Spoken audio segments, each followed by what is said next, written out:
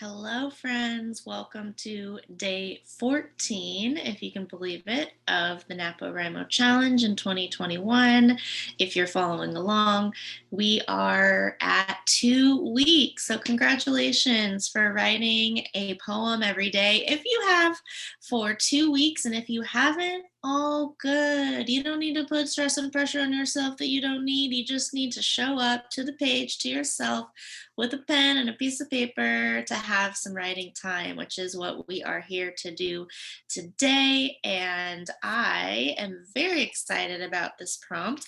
I feel like I'm hitting the stride. There's always a hump when you decide to do something, you commit to something like this. There's a hump, and through the hump, you got to keep going and you'll get over it. And I'm out of it, I'm over the hump.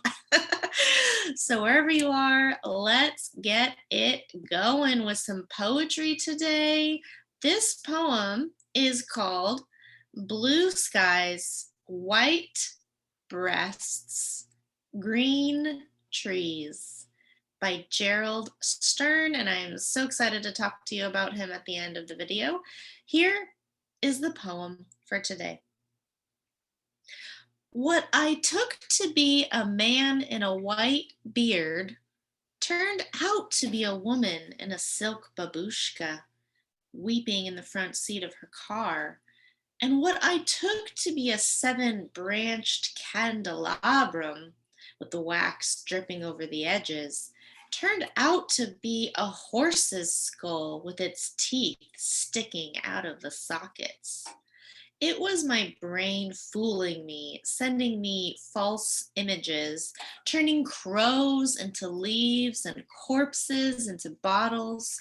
And it was my brain that betrayed me completely, sending me entirely uncoded material. For what I thought was a soggy newspaper turned out to be the first book of concealment written in English, and what I thought was a grasshopper on the windshield turned out to be the faithful shepherd chewing blood. And what I thought was finally the real hand of God turned out to be only a guy wire and a pair of broken sunglasses. I used to believe the brain did its work through faithful charges, and I lived in sweet surroundings for the brain. I thought it needed blue skies, white breasts, green trees to excite and absorb it. And I wandered through the golf courses, dreaming of pleasure, and struggled through the pool, dreaming of happiness. Now, if I close my eyes, I can see the uncontrolled waves closing and opening of their own accord. And I can see the pins sticking out in unbelievable places. And I can see the two lobes floating like two old barrels on the Hudson. I am ready to reverse everything now for the sake of the brain.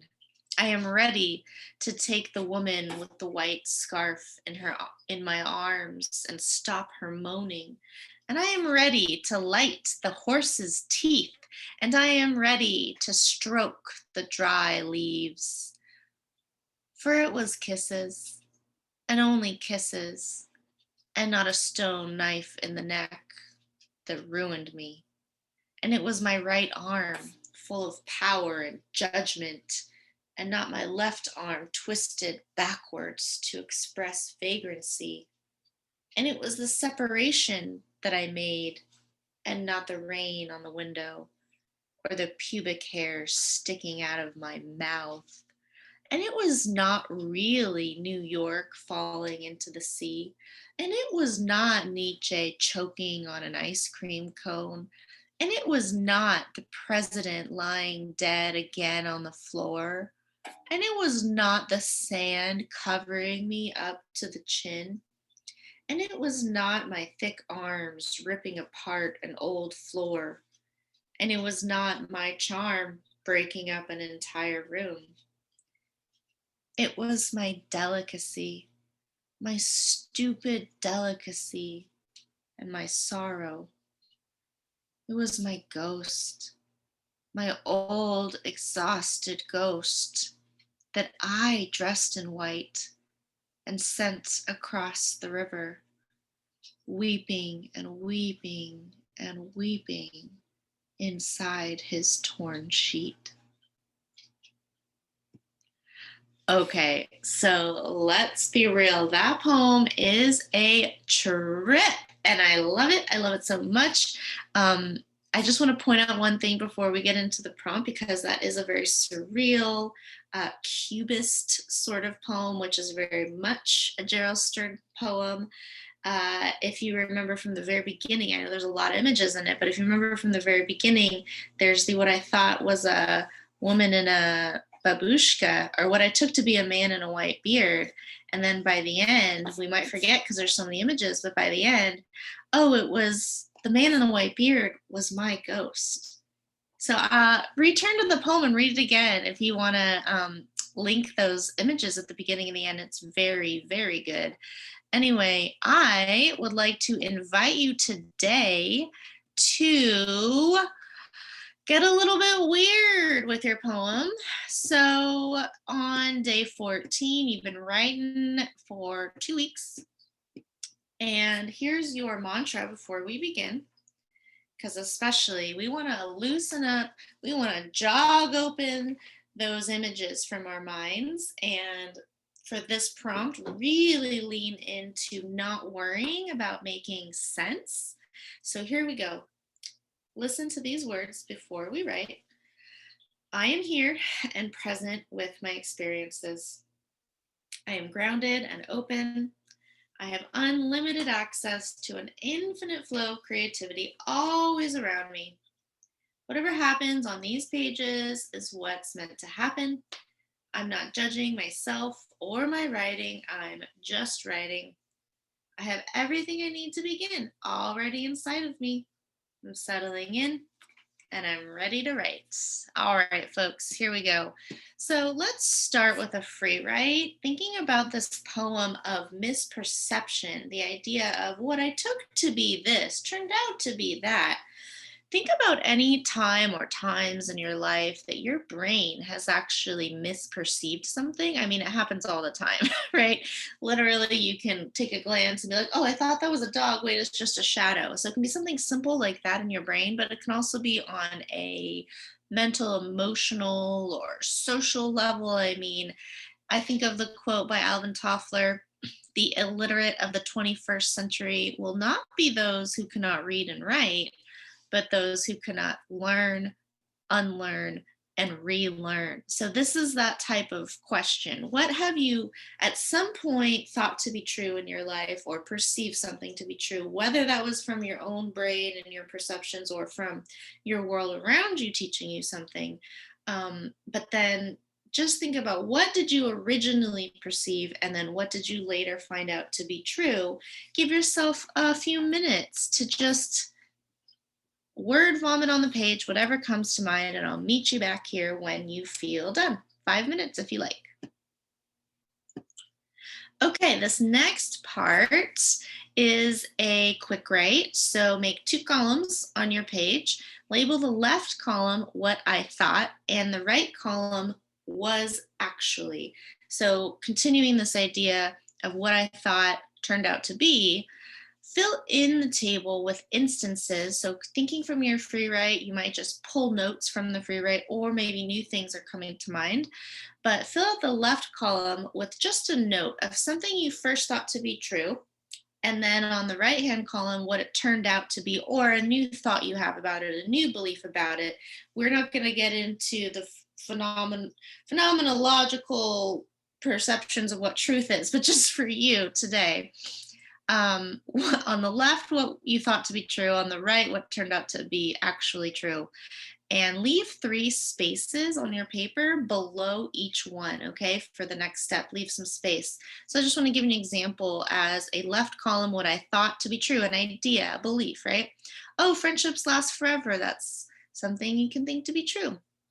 And maybe on the right-hand side, you write, for me, it's like, oh, okay, well, people change. That's just a note to get at the idea that not all friendships might last forever in this lifetime. So Hope that makes sense.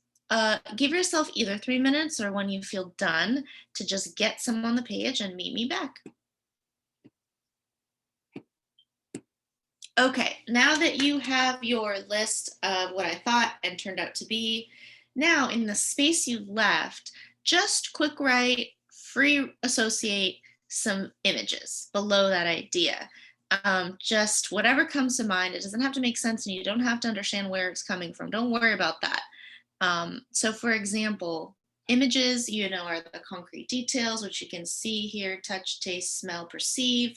And let's just continue this example. So, with friendships last forever, that's an idea, it's an abstract concept. Images that I might put down, for example, a daisy bracelet, a wine glass, a cruise ship, a jean jacket, those are just things in my subconscious. Bam, immediately I associate, doesn't have to make sense. And then with the other one, you do the same thing. So for people change, blue walls, dead tomatoes, garbage disposal, cat piss. Okay, we don't need to get into my stories, but that those just come to me. So go ahead and do that for you. Just jot down some images, either 3 minutes or when you feel done, and then come back for the final step.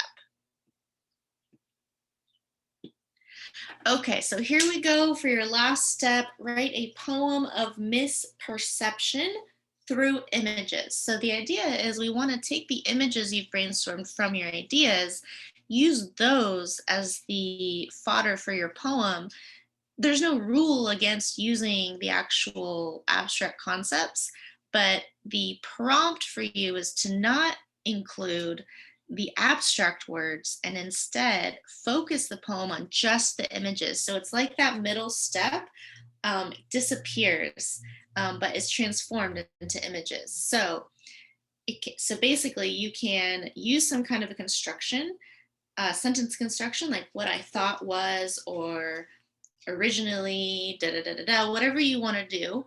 But you have the idea of originally, I thought this, and then use an image from your left column, right? So, what I thought, what I took to be a daisy chain bracelet turned out to be dead tomatoes wilting on the sidewalk. And you can fill it out, obviously. Take your images and give them more words that you feel appropriate. And embrace the bizarre, embrace the surreal. This is a poem really about imagistic logic rather than narrative logic. So for this prompt, do not worry about telling a story. Do not worry about having your reader understand the story. There's a story behind your images, but you don't need to tell them that story explicitly. Instead, see if you can imprint an impression, something along the lines of that story with your images. And if you want, as an extra challenge, see if you can order the images on your page in some kind of way to escalate the tension and place the more dramatic moments towards the end, just as an idea. See how that works for you. You don't have to do that at all. You don't have to do anything at all. If you want to take any inspiration or launching off point from this prompt, as always, do whatever you want to do. That is your prompt. I want to just say have fun with it. Poetry is, again, the language of images.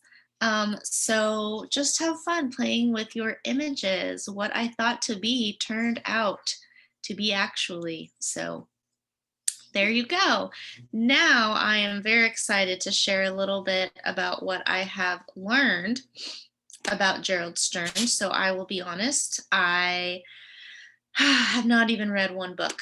But after reading this poem, which I don't even remember how this poem came to me, probably from the Poem a Day email that I get from the Academy of American Poets. I can put a link in there if you're not familiar with it.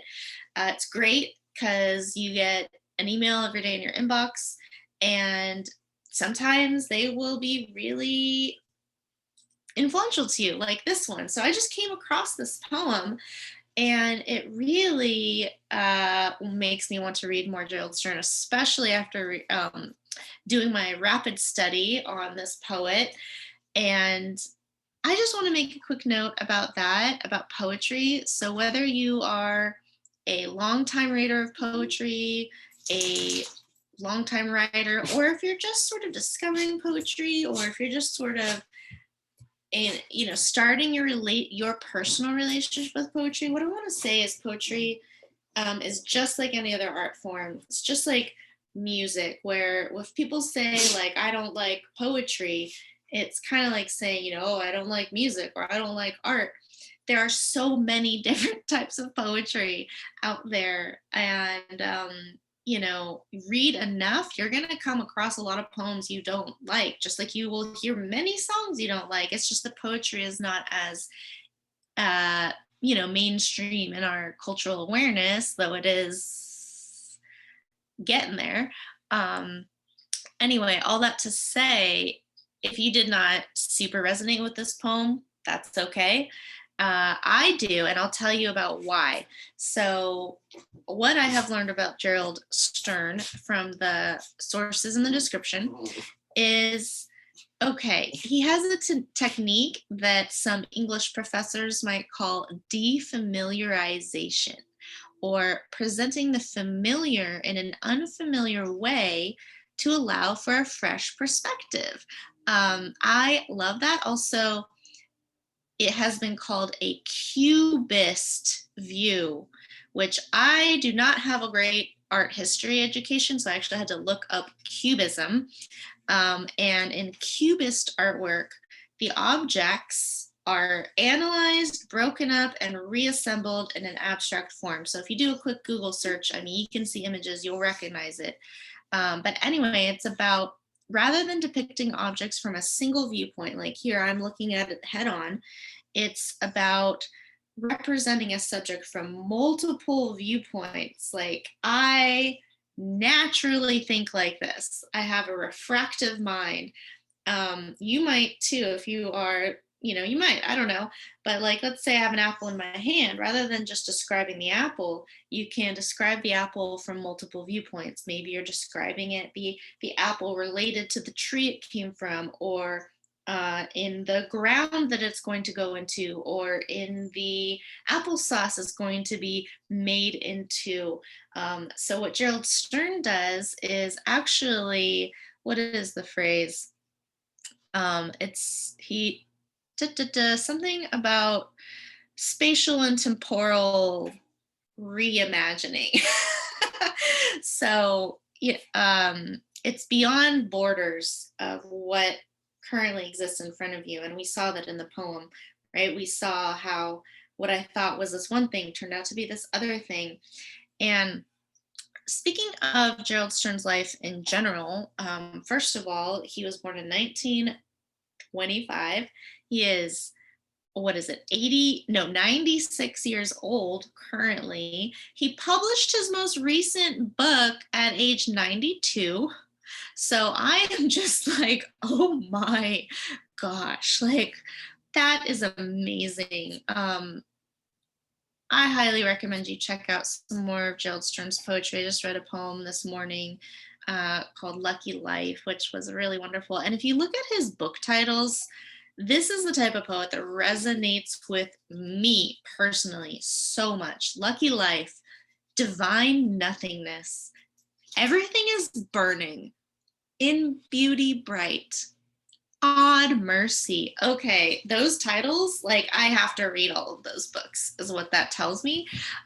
So Gerald Stern's poetry points to a world of experiences beyond American borders and transcendent of temporal limits. So a quick little bio moment is that, he was working class, very upset about the oppression of the working class, had his family come to the United States from, he is from Eastern European heritage and Jewish. And so he writes a lot about being, he says he's American raised, whatever the hell that means. And in his words, he says, I realize now I'm somewhat of a foreigner. Okay, this speaks to me because as a multiracial person who one half of my family came over to the United States within the last 100 years, just like Gerald Stern. It's a family migration that a lot of people experience, immigration or migration, whatever the different terms are for your experience. But what I really like about Stern that I am realizing is that he really doesn't stick to one viewpoint and has a very, refractive way of looking at things that translates into the political realm. So, all these different realms: time, space, politics, emotions, humanity, you know, Stern's work is known for its passionate defense of human emotions and needs. I think that's pretty amazing. And it has been said that a Stern poem is about, shoving life's components around until a new structure emerges. So it's like having little, moments, fragments. And this is a lot of what I feel poetry can do, is allow you to move things around, rewrite them. You don't have to be stuck in a linear narrative. You don't have to be stuck in the story that has been told to you or about society. Poetry gives you the freedom of thinking and writing to move the pieces around. So I want to really emphasize that it has been said that Gerald Stern's poetry is the wilderness in American poetry. And I love that, because wilderness experiences different rules in some way than society's rules. So I do think there's a lot of freedom that I'm experiencing from reading Gerald Stern's poetry. And finally, to close us out here, sorry if you can hear my dog. Come here, Griffin. It's okay. Let's see. So it has been said that Stern is far too literate, too worldly to seem typically American. Perhaps it would be more accurate to think of him as a post nuclear, multicultural Whitman for the millennium, the US's one and only truly global poet. I mean, I don't know about that. I feel like there's a lot of global poets out there, but I really like that part about the post nuclear, multicultural women for the millennium. So, wow, Gerald Stern, thank you for your mind and your heart. Okay, so let's stop there, and I hope you enjoyed. If you are a lover of Gerald Stern's poetry, please write in the comments some of your favorites, or point me in the direction of reading more, because I am ready to go into Stern poetry territory. Okay, thanks for playing. Have a great one, everyone. See you tomorrow.